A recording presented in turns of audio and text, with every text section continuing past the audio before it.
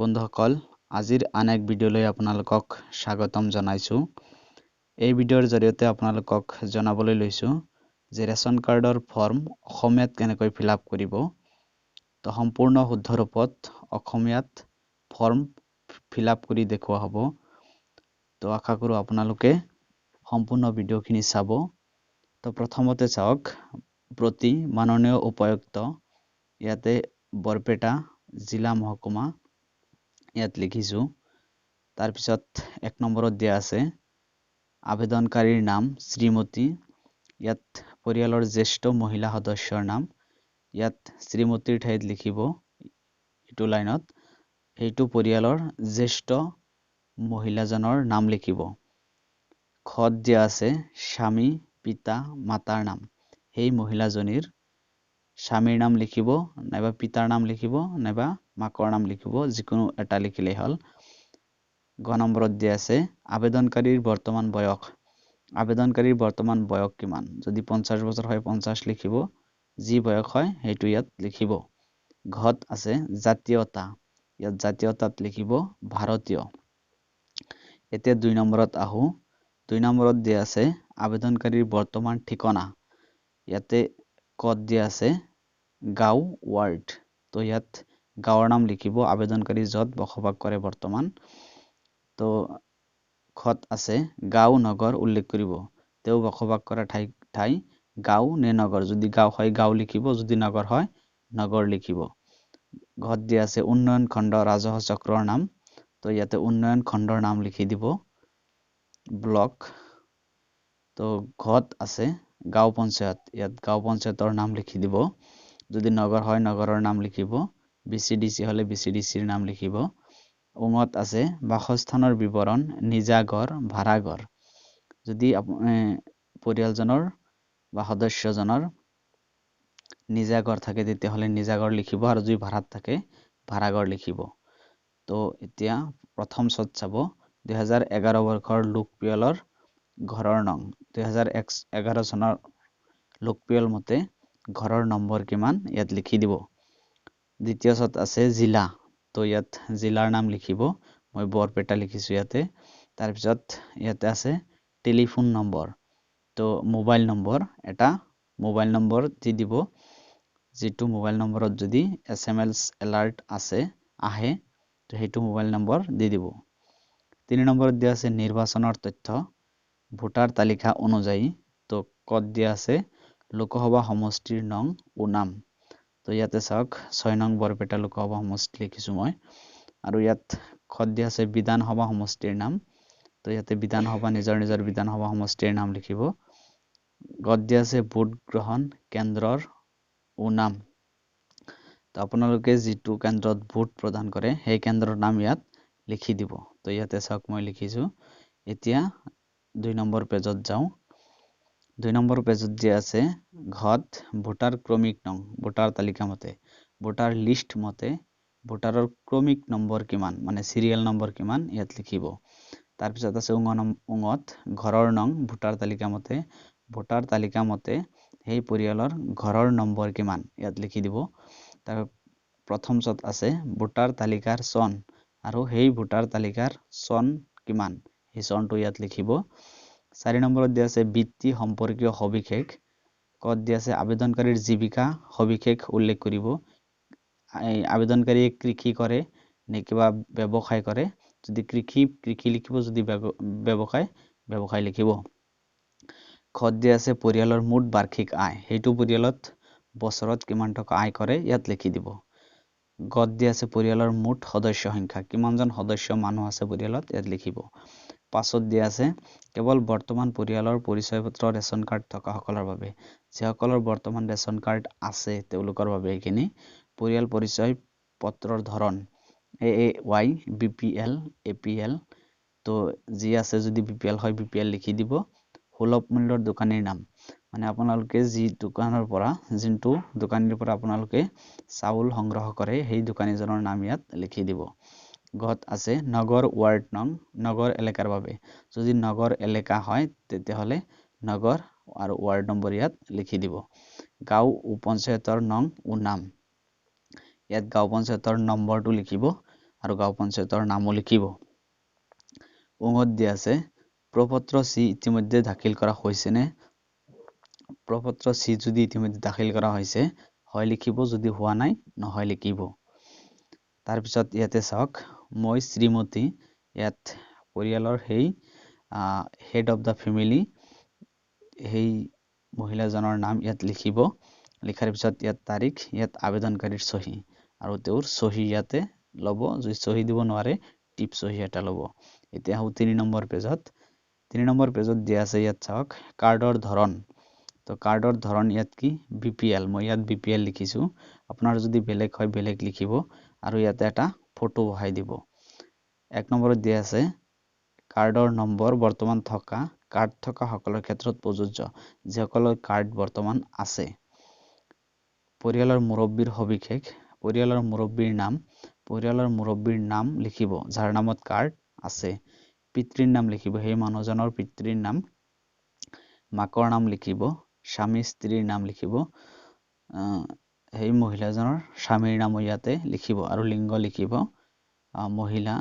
আৰু যদি স্বামী পৰিয়ালৰ হেড হয় তেতিয়াহ'লে ইয়াতে স্ত্ৰীৰ নাম লিখিব আৰু লিংগ লিখিব। জন্মৰ তাৰিখ, ইয়াতে জন্মৰ তাৰিখটো বহাই দিব সেই মানুহজনৰ আৰু বয়স কিমান, টোটেল বয়স কিমান হৈছে ইয়াতে বহাই দিব। এতিয়া আহিব জাতীয়তা, ইয়াতে লিখিব ভাৰতীয়।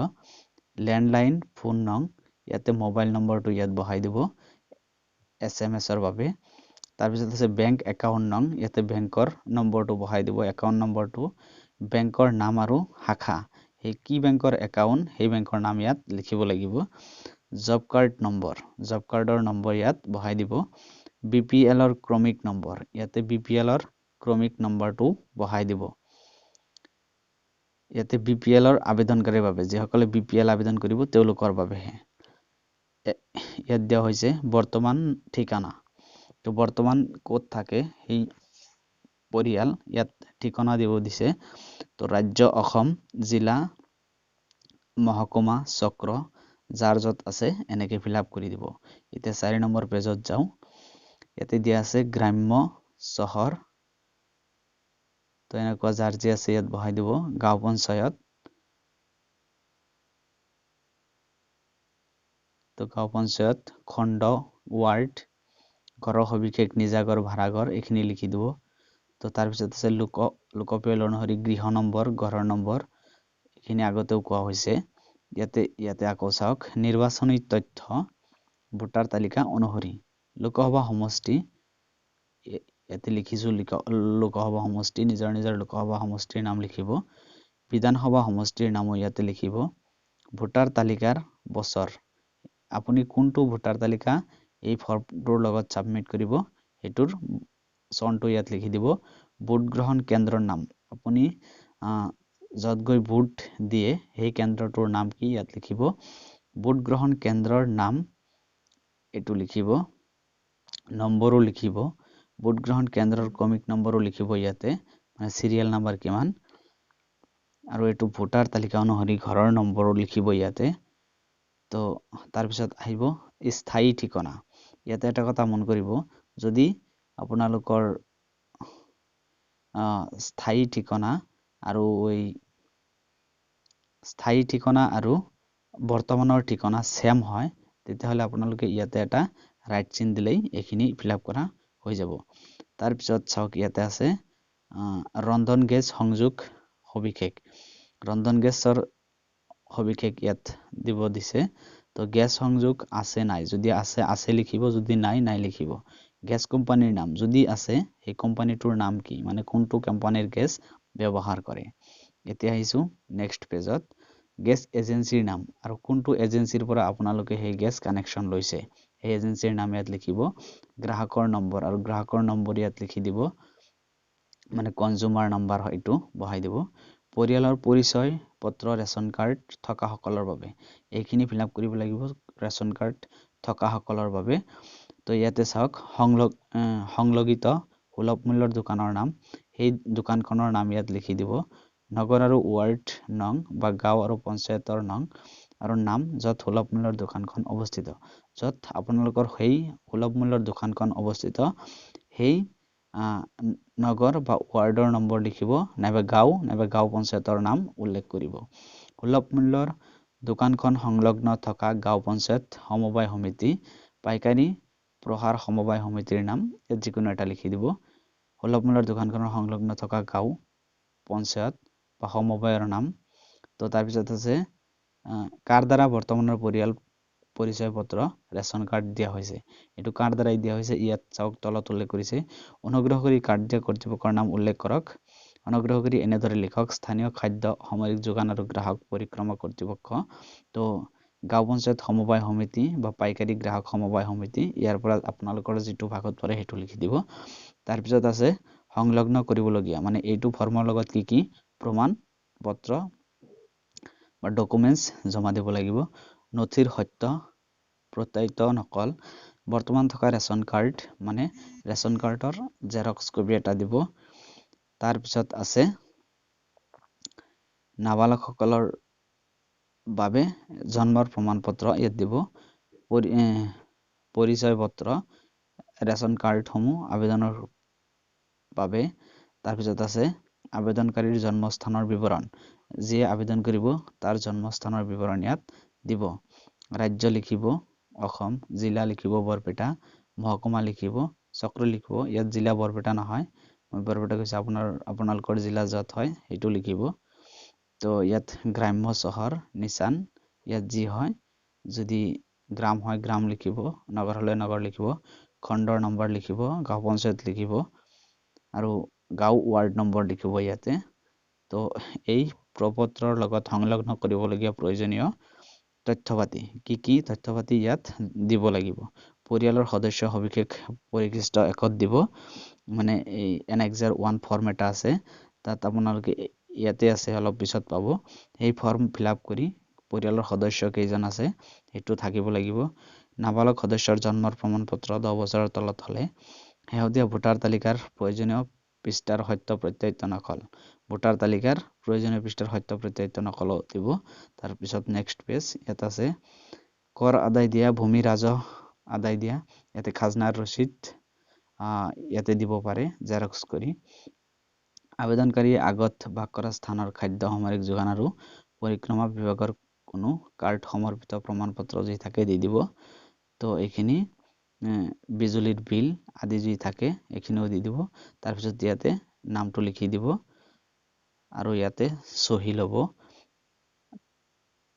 তাৰপিছত আহিব ডিক্লাৰেশ্যন ইয়াতে নাম লিখিব এই পৰিয়ালৰ মুখ্য ব্যক্তিজনৰ নাম ইয়াতে ফটো এক কপি দিব তো ইয়াতেও চাওক আগত যি কোৱা হৈছিল ইয়াতে সেমেই দিয়া আছে তো এইখিনি ডকুমেন্ট যদি থাকে আপোনালোকে দিব আৰু ইয়াতে এই প্ৰাপ্তিৰ তাৰিখ প্ৰাপ্তি নম্বৰ এইখিনি প্ৰাপ্তি স্বীকাৰ কৰা কৰ্তৃত্বশীল বিষয়াৰ স্বাক্ষৰ আৰু সিলমোহৰ এইখিনি অফিচাৰৰ তো তাৰপিছত আহিব এনেক্সাৰ তো ইয়াত আপোনালোকৰ পৰিয়ালত যিকেইজন সদস্য আছে সিৰিয়াল নম্বৰ অনুযায়ী ইয়াত নামখিনি লিখি দিব তো এইখিনি আছিল আজিৰ ভিডিও যদি ভিডিওখিনি ভাল লাগিছে তেতিয়াহলে মোৰ চেনেলটো সাবস্ক্ৰাইব কৰিব যাতে এনেকুৱা ধৰণৰ নতুন ভিডিও আপোনালোকক দি থাকিব পাৰো ধন্যবাদ